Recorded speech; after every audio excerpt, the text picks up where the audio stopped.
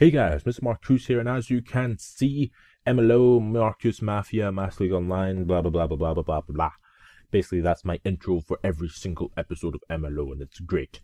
But with that being said, today's goal counter is 11. 11 goals. 11 goals. Should be on the screen right now, 11. Because goal counters for the win.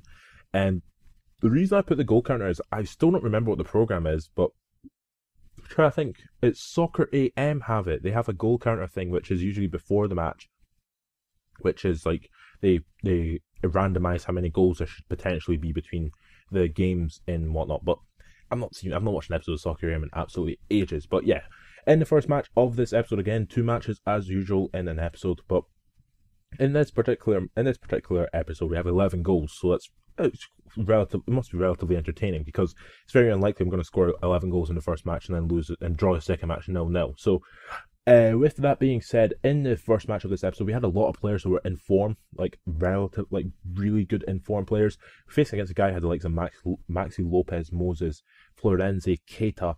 He had a very nice team, Huddleston in midfield as well. And started this match, and I was basically just going all out for it. I wasn't really that bothered about potentially defending well. It was more about the attacking, because Rakitsky was out because he was in poor form, and I wanted just to sort of see if I could actually maybe go out and actually destroy someone offensively. And I sort of do that, because John Joe Shelby takes a corner here in the 20th minute here, and it doesn't come to much, but he gives it straight to Raj Taral, just run past the player, and he actually takes me out completely. So Keita takes out Raj Taral, and of course I get a penalty because it's in the box. Sevilla steps up to take the penalty, and instead of me, it was such a poor penalty. Whenever I watch this, it looks like it's not going in, and then suddenly it just goes in, and I was so confused. But Makeda gets the ball here, little cheeky ball, steal it off his back line, and pop it in. So 2-0 after 27 minutes, and it comes to the 35th minute here, and Ricardo Fati clears it straight to Federico Makeda, who heads it on to Vidra. Vidra chests it, get a shot away, and it's a really good save from his goalkeeper. And I've sort of noticed that the clearance is so ridiculously overpowered that I'm maybe the only person who actually uses it. Because your pass completion percentage goes down, but your clearance, you actually have the ability to actually clear the ball up the field. Like, a lot of people clear it, but I clear it just because I can clear it. I don't even need to clear it at some points. I just clear it because I can, like there for example. But in the 52nd minute here, Vidra heads it onto Makeda, and I thought his left back to Nico, I think, would actually go and get it, but doesn't get it. Makeda gets it and pops in the back of the net. So 3-0 up after 54 minutes here, and he gets the ball with Maxi Lopez. Really poor defending from Neves. Ricardo gives it straight back to Lopez. Lopez through on goal, and Lopez just pops it in the back of the net like an absolute beast. I think Luciano was in goal for this game, but I'm not sure. But into the 68th minute here, and Vidra here on the ball, runs past Pacini, just does a little circle of movement, and it does a very nice composed finish into the back of the net. So, of course, coming into literally the last 20 minutes of this match, and again, I sort of cleared it forward, and it was sort of causing a lot of trouble here as Vidra gets the ball, and for some reason he just runs away from me with Johan Shuru, gives it straight to Vidra, and Vidra already had the ball, and I just kept running with it. So Vidra, of course, looking for his hat-trick in the last minutes of the match, can't really get it, and maybe he did have his hat-trick, I don't even know, because he scores so many goddamn goals, it's ridiculous. But at the end of the first game, we're winning 5-1, but look at our pass completion percentage of 59%.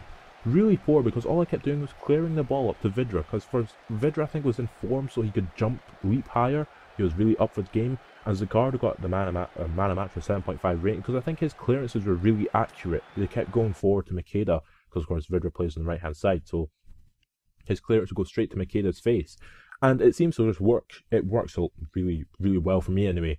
For whatever reason, like whenever players bomb forward, a good clearance is what you basically need, and sometimes you actually get a quick breakaway. But with that being said, 524 points we got for 9 points total added on. And into the second and last match of this episode, and in this match we have an offside decision that I want you to comment on. Is he offside or is he onside? To me, he's offside, but you'll see soon enough. So Olympique de Marseille was who I was playing against, with this guy X29 Winky, I think it was his name, and I was going for my 5th consecutive win. My total asset level actually went up to level 3 as well, so that was quite nice. So it gives me even more points to actually spend when I win a match and whatnot. But I was playing against this guy, and the guy had 5 players on the bench, and I had 7 players on the bench. And I think Vist actually doesn't play. Does he play in this match? I don't remember if he plays in this match. But the likes of John Joe Shelby and Sevilla and Makeda were all in form and stuff like that. As you can see, Voodoo People by Prodigy is playing in the background, but you can't hear it. It's only for me. But yeah, this match he was. It was a weird game, and you'll see the offside decision. It'll be on the screen in a couple of minutes from now. But in the first minutes of the match here, gets through on goal, Femi Balogun gets a shot away, really good save from my goalkeeper, and Mulgrew just clears it. Once again, clearances are just so useful in this game. But in the 16th minute here, he scores with Clemens, and I was just like, what the hell are you doing, goalkeepers? Like, come on, man. It's a near post shot. Like, Jesus Christ. But he had Kurt Zuma at the back as well. I didn't actually even notice that until now. But then into the 39th minute here, and I sort of noticed that maybe clearing wasn't going to work here. So I sort of like anticipated that he was going to do a couple things like that. Vidra through on goal. Vidra with a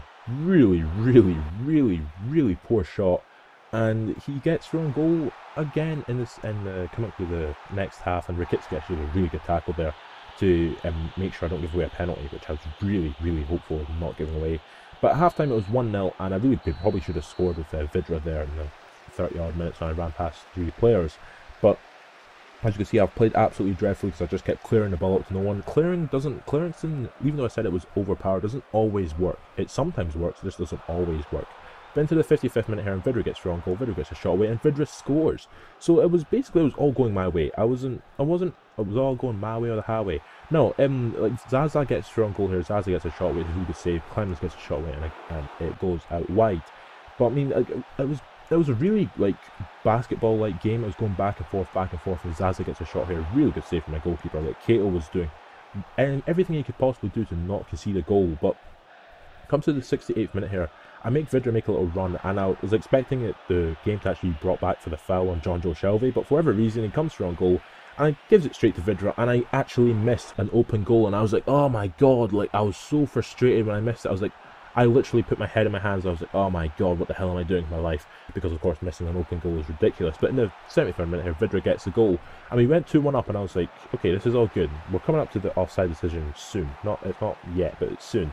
But in the 75th minute here, gets the ball, plays it nice to Zaza, really poor defending from Zicardo, and Zaza through on goal, and Zaza actually scores, and it's a really nice goal. But this is the offside decision. Is this offside to you? It's offside to me. His knee is offside. That's goddamn ridiculous, Gabe. Goddamn ridiculous. But is it offside? You comment below saying if it is offside or not. I actually was expecting the offside flag.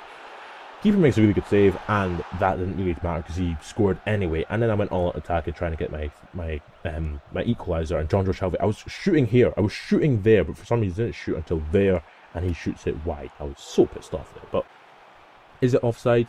Go back and check. And personally, to me, it looked offside. My line was actually really straight. I actually figured out the middle of the line and made it straight, and twisted the picture to make it straight before I twisted it back and whatnot, because I just need to make sure. But Zaza got the man of the match with 6.5 rating, lost the match, didn't get my consecutive win, but I got my total asset levels up, so yay. So if you have enjoyed this episode of MLO, subscribe to my channel for more, and catch you later.